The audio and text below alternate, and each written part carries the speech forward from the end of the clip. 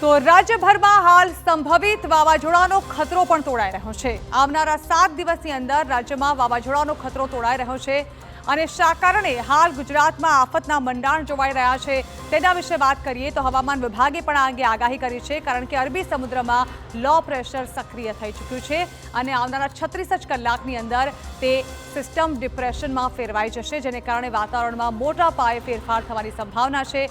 25 થી 26 મે વચ્ચે સંભવિત વાવાઝોડું શક્તિ બનવાની શક્યતા છે। તો ગોવા, મહારાષ્ટ્ર અને ગુજરાતને તેની સૌથી વધુ અસર થવાની શક્યતાઓ હાલ સેવવામાં આવી રહી છે। આવનારા દિવસોમાં ગુજરાતને પણ વાવાઝોડું ધમરોળશે તેવું લાગી રહ્યું છે, કારણ કે પ્રચંડ પવન સાથે અત્યંત ભારે વરસાદ વરસી શકે તેવી પરિસ્થિતિ જે છે તે સર્જાઈ શકે છે।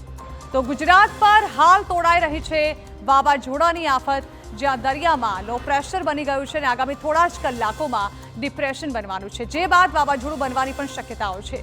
હાલ વાવાઝોડાની આફતને લઈને તંત્ર પણ એલર્ટ છે। હવામાન વિભાગે ભારે વરસાદની આગાહી કરી છે।